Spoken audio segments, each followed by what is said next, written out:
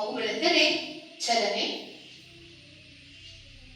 ನಾವು ಚಲಿಸ್ತೀವಲ್ಲ ಉಸಿರಾಟ, ನಾವೇನ್ ಮಾಡ್ತೀವಿ, ಉಸಿರಾಡ್ತೀವಲ್ವಾ, ಉಸಿರಾಟ ಪ್ರಕ್ರಿಯೆ ನಡೆಸ್ತೀವಿ, ಪ್ರತಿಕ್ರಿಯೆ ಕೊಡ್ತೀವಲ್ಲ, ಅಯ್ಯೋ ಭಯ ಬೆಳವಣಿಗೆ, ಖುಷಿ ಎಲ್ಲ ಮಾಡ್ತೀವಲ್ಲ, ಬೆಳವಣಿಗೆ ಆಗ್ತೀವಲ್ಲ, ಚಿಕ್ಕವರ ಗಿಡಗಳ ಮರಗಳೆಲ್ಲ ಬೆಳಿತೀವಲ್ಲ, ಮೊಳಕೆ ಹೊಡೆದ ಹೆಂಗ್ ಬೆಳಿತಾವ, ಚಯಾಪಚಯ,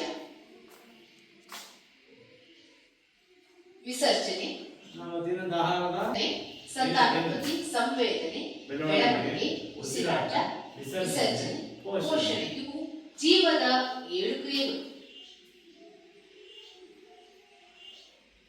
ಒಂದು ಸಸ್ಯ ಬೆಳೆಯೋಕೆ ಏನ್ ಬೇಕು? ಎಲ್ಲ ಸಸ್ಯಗಳಿಗೆ ಆಹಾರ ಬೇಕು, ಲವಣ ಬೇಕು, ಕಾರ್ಬನ್ ಡೈಆಕ್ಸೈಡ್, ಗಾಳಿ, ನೀರು, ಇಂಗಾಲ ಡೈಆಕ್ಸೈಡ್ ಮುಖ್ಯವಾಗಿ ಬೇಕಾಗುತ್ತೆ. ನೀರು ಇಷ್ಟು ಒಂದು ನಾವು ತೆಗೆದುಕೊಳ್ಳುವ ಗಾಳಿ, ನಾವು ಕುಡಿಯುವ ನೀರು, ಸೂರ್ಯನ ಬೆಳಕು, ನಾವು ಸೇವಿಸುವ ಆಹಾರ. ಬೆಳವಣಿಗೆ ಎಂದರೆ ಗಾತ್ರದಲ್ಲಿ ನೋಡಿ ಚೆನ್ನಾಗಿದ್ದಾವೆ ಇದು. ಎಲ್ಲ ಬೀಜ ಆಗುತ್ತೆ, ಮೊಳಕೆ ಬರುತ್ತೆ, ಮೊಳಕೆ ಬರುತ್ತೆ. ನಾವು ಸೇವಿಸುವ ಆಹಾರವು ನಾವು ಬೆಳೆಯಲು, ಆರೋಗ್ಯವಾಗಿರಲು ಮತ್ತು ತೂಕವನ್ನು ಹೆಚ್ಚಿಸಿಕೊಳ್ಳಲು ಸಹಾಯ ಮಾಡುತ್ತದೆ. ಎಲ್ಲಾ ಜೀವಿಗಳಲ್ಲಿ ಬೆಳವಣಿಗೆ ಕಂಡುಬರುತ್ತೆ ಅಲ್ವಾ? ಎಲ್ಲವೂ ಗಿಡಗಳು ಮರವಾಗ್ತವೆ ಅಲ್ವಾ? ಎಕ್ಸಾಂಪಲ್ ಕಲ್ಲಂಗಡಿ ಹಣ್ಣಿನ ತೋರಿಸ್ತೇನೆ, ಬೇರೆ ಯಾವ್ದು ಮಾವು, ಸಪೋಟ, ಪಪ್ಪಾಯ ಗಿಡಗಳು ಯಾವ ತರ ಬೀಜದಿಂದ ಗಿಡವಾಗಿ ಮರವಾಗಿ ಹಣ್ಣುಗಳು ಬಿಡುತ್ತೆ ಅಂತ ತೋರಿಸ್ತೇನೆ. ಆದರೆ ನಿರ್ಜೀವಿಗಳು ಬೆಳೆಯುವುದಿಲ್ಲ. ಟೇಬಲ್, ಕುರ್ಚಿ, ಮೇಜು ಎಲ್ಲ ಬೆಳೆಯುತ್ತಾ ಇದ್ದಾಗೆ ಇರುತ್ತೆ ಅಲ್ವಾ? ಈ ಕುರ್ಚಿ ಹೇಗಿದೆಯೋ ಹಾಗೆ ಇರುತ್ತೆ, ಟೇಬಲ್ ಹೇಗಿದೆಯೋ ಹಾಗೆ ಇರುತ್ತೆ, ಬೆಂಚ್ ಡೆಸ್ಕ್ ಹೇಗಿದೆಯೋ ಹಾಗೆ ಇರುತ್ತೆ. ಬೆಳವಣಿಗೆ ಸಮಯ ಕಳೆದಂತೆ ಸಜೀವಿಗಳ ಗಾತ್ರವು ಬದಲಾಗುತ್ತದೆ. ಕೋಳಿ ಮೊಟ್ಟೆ ಇಡುತ್ತೆ, ಮೊಟ್ಟೆ side receives the oxygenated blood and sends it to the lungs, while the left side receives oxygenated blood and pumps it to the rest of the body. ಹೃದಯ ಗೊತ್ತಲ್ಲ, ಹೃದಯ ರಕ್ತ ಪರಿಚಲನೆ ಹೇಗಾಗುತ್ತೆ, ಹೃದಯ ಬಡಿತ ಹೇಗಾಗುತ್ತೆ ಅಂತ. The human heart is a vital organ responsible for pumping blood throughout the body. It has 4 chambers, 2 atria, and 2 ventricles. The right side receives the oxygenated blood and sends it to the lungs, while the left side receives oxygenated blood and pumps it to the rest of the body. Valves ensure one-way blood flow, and the heart is nourished by coronary arteries. ರೀತಿಯ ಸಂತಾನೋತ್ಪತ್ತಿಯನ್ನು ಮಾಡುತ್ತವೆ.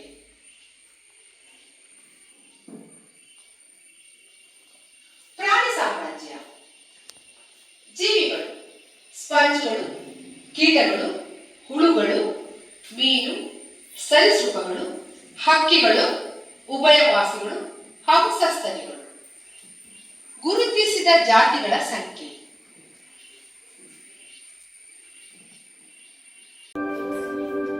ನೋಡಿ, ಮತಗಟ್ಟೆಗೆ ಹೋಗ್ತಿದ್ದಾರೆ, ನೂತನ ಚೀಟಿಯನ್ನು ತೋರಿಸ್ತಾ ಇದ್ದಾರೆ, ಒಳಗಡೆ ಬಿಟ್ಟಲ್ವಾ? ಒಳಗಡೆ ಬಂದ ನಂತರ ಪೋಲಿಂಗ್ ಅಧಿಕಾರಿಗಳಿಗೆ ತಮ್ಮ ಗುರುತಿನ ಚೀಟಿಯನ್ನ ತೋರಿಸ್ತಾರೆ. ಅವ್ರ ಹೆಸರು ಹೇಳ್ತಾರೆ ಜೋರಾಗಿ ಮತ್ತು ಮತಪಟ್ಟಿಯಲ್ಲಿ ಗುರುತನ್ನ ಹಾಕ್ತಾರೆ. ಗಂಡು ಹೆಣ್ಣು ಸಂಖ್ಯೆನ ಹಾಕ್ತಾರೆ, ಎಷ್ಟು ಮತದಾನ ಆಯ್ತು ಅಂತೇಳಿ. ಶಾಯಿಯನ್ನ ಹಾಕಿದ ಕೈ ಬೆರಳಿಗೆ ನಂತರ ಅವರಿಗೆ ಮತದಾನ ಮಾಡಲಿಕ್ಕೆ ಅವಕಾಶವನ್ನು ಕೊಡ್ತಾರೆ. ಈಗ ಇವಿಎಂ ಮೆಷಿನ್ ಇರ್ತಾರೆ, ಅಲ್ಲಿ ಹೋಗ್ತಾರೆ, ಯೋಚಿಸ್ತಾರೆ ಯಾವ್ದು ಮತದಾನ ಮಾಡ್ಬೇಕು ಅಂತ ಹೇಳಿ. ಆ ಚಿತ್ರರಂಗಕ್ಕೆ ಮತದಾನ ಮಾಡ್ತಾರೆ, ಮತದಾನ ಮಾಡಿ ಹೊರಗಡೆ ಬರ್ತಾರೆ.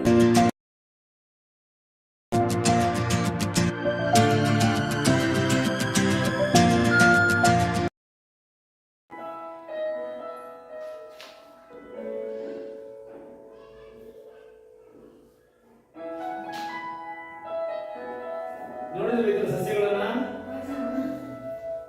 ಆಹಾರ ಪದ್ಧತಿಯಲ್ಲಿ ಸ್ವಪೋಷಕಗಳು ಮತ್ತು ಪರಪೋಷಕಗಳು ಅಂತ ಇದೆ ಅಲ್ವಾ? ಸ್ವಪೋಷಕಗಳು ಅಂದ್ರೆ ಏನು? ನಮ್ಮ ಆಹಾರವನ್ನ ನಾವೇ ತಯಾರಿಸಿಕೊಳ್ಳೋದು. ಅಂತ ಹೇಳಿದ್ರೆ ಆಹಾರವನ್ನ ಬೇರೆ ಮೇಲೆ ಡಿಪೆಂಡ್ ಆಗಿರುವಂಥದ್ದು, ಬೇರೆ ಕಡೆ ತಂದು ಮಾಡುವಂಥದ್ದು, ಬೇರೆ ಕೊಟ್ಟಿದ್ದು ತಗೊಳ್ಳುವಂಥದ್ದು, ಆ ತರ. ಸ್ವಪೋಷಕಗಳು ಅಂತ ಹೇಳಿದ್ರೆ ತಮ್ಮ ಆಹಾರವನ್ನು ತಾವೇ ತಯಾರಿಸಿಕೊಳ್ಳೋದು. ಅದು ಯಾರಿಗೆ ಸಾಧ್ಯ? ಸಸ್ಯಕ್ಕೆ ಮಾತ್ರ ಅದು ಸಾಧ್ಯ ಇದೆ. ನೋಡೋಣ ಯಾವ ತರ ಅಂತೀವಿ.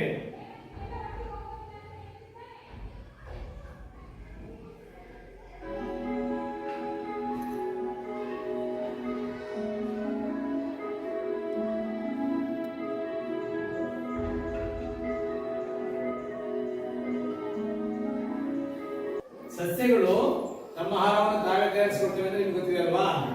ಇಲ್ಲೇನಿದೆ? ನೀರಿದೆ. ಇಲ್ಲೇನಿದೆ? ಸೂರ್ಯನ ಬೆಳಕಿದೆ. ಇಲ್ಲೇನಿದೆ? ಕಾರ್ಬನ್ ಡೈಆಕ್ಸೈಡ್ ಇದೆ. ಇದೇನಾಯ್ತು? ಆಕ್ಸಿಜನ್ ಇದೆ. ಸೊ ಸಸ್ಯಗಳು ತಮ್ಮ ಆಹಾರವನ್ನು ತಯಾರಿಸಿಕೊಳ್ಳಕ್ಕೆ ಪರಿಸರದಲ್ಲಿ ಈ ಬೇರಿಗೆಲ್ಲ ಒಂದು ಭೂಮಿಯಲ್ಲಿರುವಂತಹ ಖನಿಜ ಮತ್ತು ಲವಣಾಂಶಗಳನ್ನ ಬೇರುಮುಖಿ ಹೀರಿಕೊಂಡು ಏನ್ ಮಾಡುತ್ತೆ? ಸೂರ್ಯನ ಶಾಖವನ್ನು ತೆಗೆದುಕೊಂಡು ನೀರು ಖನಿಜಾಂಶಗಳನ್ನು ಉಪಯೋಗಿಸಿಕೊಂಡು ಕಾರ್ಬನ್ ಡೈಆಕ್ಸೈಡ್ ತೆಗೆದುಕೊಂಡು ಏನ್ ಮಾಡುತ್ತೆ? ತಮ್ಮ ಆಹಾರವನ್ನ ನಾವು ತಯಾರಿಸಿಕೊಳ್ಳುತ್ತೆ. ಸಸ್ಯದ ಅಡಿಗೆ ಮನೆ ಅಂತ ಕರೀತಾರೆ ಎಲೆ ಅಲ್ವಾ?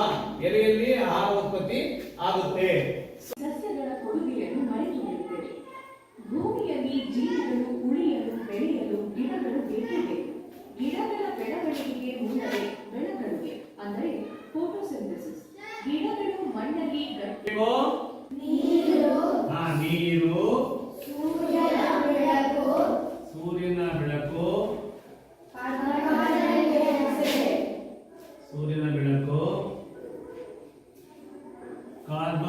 ಡೈಆಕ್ಸೈಡ್,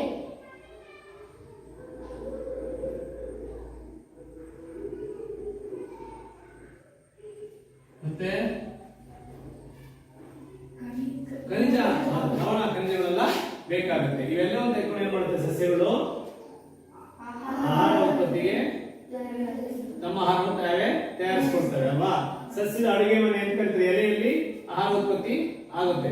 ಇದನ್ನ ಈ ಕ್ರಿಯೆಯನ್ನ ಈ ತರ ನೀರು ಲವಣಾಂಶಗಳು ತೆಗೆದುಕೊಂಡು ಸೂರ್ಯನ ಬೆಳಕನ್ನು ತೆಗೆದುಕೊಂಡು ಇಂಗಾಲ ಡೈಆಕ್ಸೈಡ್ ಅನ್ನ ಪರಿಸರ ತೆಗೆದುಕೊಂಡು ತಮ್ಮ ಆಹಾರವನ್ನು ತಾವೇ ತಯಾರಿಸಿಕೊಳ್ಳುವಂತ ಈ ಕ್ರಿಯೆ ಏನಂತ ಕರೀತಾರೆ? ದ್ಯುತಿ ಸಂಶ್ಲೇಷಣ ಕ್ರಿಯೆ. ಏನ್ ಕರೀತಾರೆ? ದ್ಯುತಿ ಸಂಶ್ಲೇಷಣ ಕ್ರಿಯೆ ಅಂತ ಹೇಳಿ ಕರೀತಾರೆ.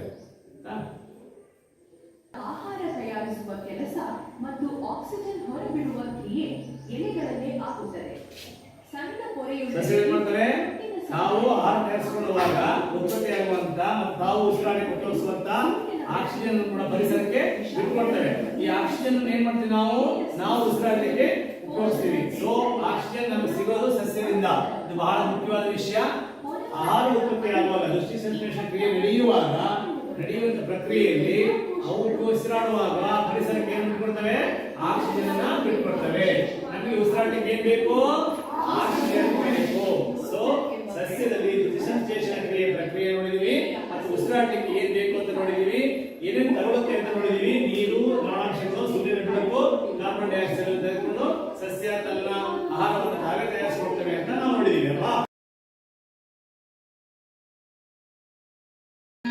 ಅಲ್ಲಿ ರಾಗ ಬರುತ್ತೆ. ಆದ್ರೆ ರಾಗಕ್ಕೆ ಏನ್ ನೋಡಿ ಮೂಲ ಬಗ್ಗೆ ನೋಡ್ತೀನಿ ಮಾತಾಡಲ್ಲ. ಇದು ಸೂರ್ಯನಿಗೆ ಆರಾಮಾಗಿ ಕೇಳಿ.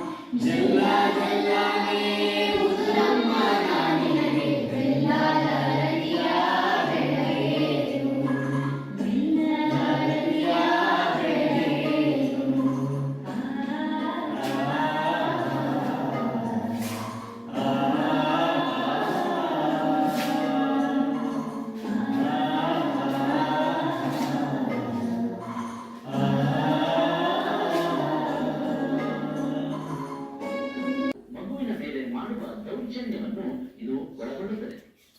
ಇದೇ ರೀತಿ ಬುದ್ಧಿಮಾಂದ್ಯ ಮಗುವಿನ ಮೇಲೆ ದೌರ್ಜನ್ಯ ನಡೆದರೂ ಕೂಡ ಅದನ್ನು ಮಕ್ಕಳ ಮೇಲಿನ ಗಂಭೀರ ದೌರ್ಜನ್ಯವೆಂದೇ ಪರಿಗಣಿಸಲಾಗುತ್ತದೆ.